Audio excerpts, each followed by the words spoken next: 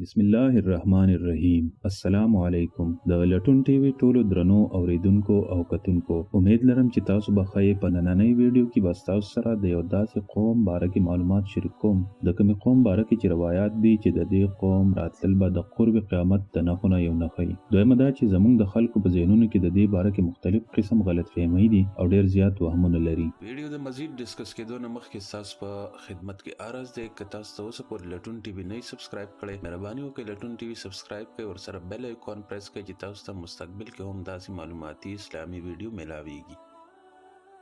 ګرانو مینوالو، په نننۍ ویډیو کې به تاسو سره موږ د یاجوج ماجوج باره کې معلومات شریک کوو چې دا څرنګه قوم دی او په موجوده وخت کې چرته موجود دی. د یاجوج ماجوج ذکر په قرآن مجید کې هم موجود دی چې حضرت ذوالقرنین دا قوم د یو دیوال شاته قید کړی دی. خو دا به راوځي څنګه او چرته به راوځي، نن به تاسو سره په دې ویډیو کې زه شریک کوم.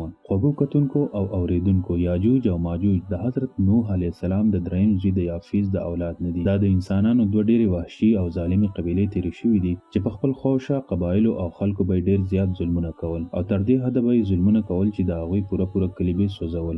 د قرآني آیاتونو، تورات او نور داسې تاریخي معلوماتو په رڼا کې دا خبر واضح کیږي چې دا قوم په شمال مشرقي ایشیا کې پاتې کېدل او د خپل وحشي حملو په وجه به په جنوبي او مغربي ایشیا کې د ظلم بازار جوړ کړی و. بعضې تاریخ لیکونکي د دوی د استوګنځای د ماسکو خوشه خولې ده. بعضې مورخین دا هم وایي چې د دوی استوګنه د تبت او چین نه د بحر منجمد شمالي پورې او په مغرب کې تر ترکمانستانه پورې خوره وه. کله چې د ذوالقرنین په زمانه کې د یاجوج ماجوج ظلمونه د حد نه ډېر زیات شول، نو د دوی د روکتام دپاره ذوالقرنین د غرونو په منځ کې یو مضبوط او لوړ دیوال جوړ کړ. ذوالقرنین او د سد ذوالقرنین ذکر د قرآن مجید په سورة کهف کې هم موجود دی. مینوالو، سد یو دیوال ته وایي، یو مضبوط دیوال ته وایي. مینوالو، د کم ذوالقرنین چې په قرآن مجید کې ذکر دی، د تاریخ په پاڼو کې دا شخصیت څوک کیدی شي؟ په دې سلسله کې د تاریخدانانو او مفسرینو اختلاف موجود دی. د مورخینو مطابق خلکو د ذوالقرنین او سد ذوالقرنین په حواله سره خپل رائے قائم کړې ده. پخواني ډېر علما او مفکرین سکندر اعظم ته ذوالقرنین وایي، خو بعضې دا خبره رد کوي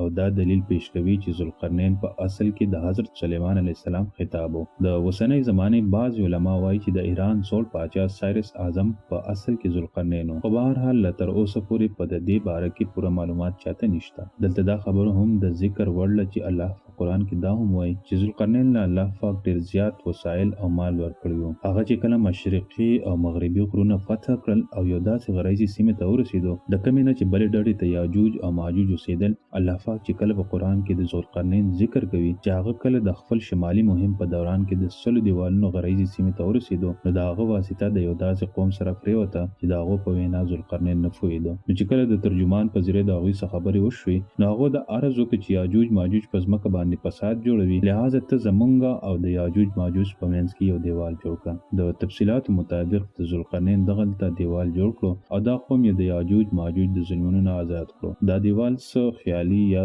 د هوایي دیوال نه بلکې د اوسپنې او د سوځېدلې تانبې نه جوړ کړی شو، د کومې په وجه باندې چې عارضي طور د یاجوج ماجوج فتنه ودرېده. کله چې دا دیوال جوړ کړی شو، نو ذوالقرنین د الله پاک شکریا ادا کړه چې الله په دې دیوال جوړولو کې تا زما مدد وکړو او دا خلک د پریشانو نه بچ کړو. خو ورسره خلکو ته دا هم وي چې حالانکه دا دیوال تاسو ته ډېر مضبوط ښکاري، خو دا لا زواله نه دی چې څه هم موږ جوړ کړ دا به یو ورځ پناه کېږي او چې کله زما د رب د وعدې ورځ رانږدې شي، نو هغه به دا د بیخ نه ونه وي او زما د رب وعدې همیشه برحقه وي. پاتې شو دا خبره چې سد ذوالقرنین کوم ځای دی. نو مینوالو، دې کې هم اختلاف موجود دی، ځکه چې تر اوسه پورې 15 داسې دیوالونه راپیدا شوي دي چې هغه مختلفو وختونو کې مختلفو بادشاهانو په مختلفو ځایونو کې د جنګجو قومونو د بچاو دپاره جوړ کړي دي. په دې کې د ټولو نه مشهور دیوال چین دی. د دې اوږدوالي اندازه د 1200 میل نه تر 1500 میله پورې ښودلی کېږي او دا تر اوسه پورې موجود دی. خو دا خبره هم معلومه ده چې د دیوار چین د اوسپنې او تانبې نه دی جوړ او نه دیوار چین خواشاته دومره غرونه شته. دا هم خلک وایي چې دیوار معرب کېدی شي کومه چې په یمن کې دی.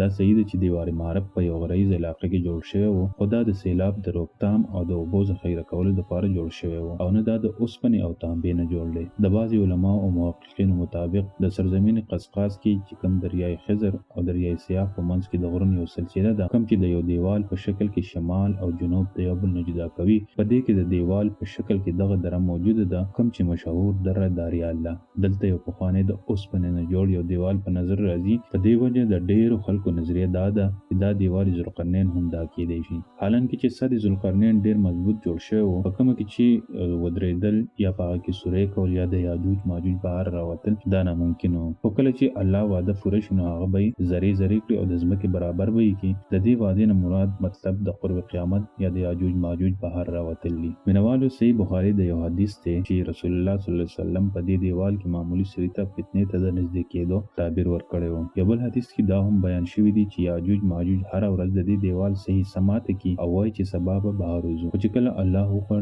د دوی به وایي چې سبا به ان شاء الله دا دیوال ماتو او بهر به وځو او دغه شان به دوی په دې بهر راوتو کې کامیاب شي او په دنیا کې به فسادونه شروع کړي. تر دې حده به فسادونه شروع کړي چې د انسانانو د خوړلو نه به هم ډډه نه کوي. عیسی علیه السلام ته به د الله پاک د طرف نه حکم وشي چې مسلمانان د کوه تور طرف ته بوځه، ځکه چې په دغه وخت کې به د یاجوج ماجوج مقابله هیڅوک نشي کولی. ګرانو مینوالو دا خبره دې هم تاسو ته معلومه وي چې دا د قرب قیامت د غټو او واضحه نښونه یو نښه ده. حضرت عیسی او د هغه نور مسلمانان چې کوم ملګري دي په یو داسې ځای کې به ګیر شي چې هلته به د خوراک ډیر زیات کمی او همدغلته به خلک عیسی علیه السلام ته سوال وکړي چې ته الله پاک ته د الله پاک نه دعا وغواړه چې دا یاجوج او ماجوج دا فتنه ختمه کړي. دغه شان عیسی علیه السلام به دعا وغواړي او الله پاک به قبول کړي او د دې چې کوم د یاجوج ماجوج قوم د دې په سټونو او غوږونو کې به چینجی پیدا کړي. کوم چې ورس یو قسمه داغه نه یو قسمه دانه جوړ شي او په چاودو به شروع کی. د چاودو سره به د دې قوم هلاکت شروع شي او دا به ټول مشي.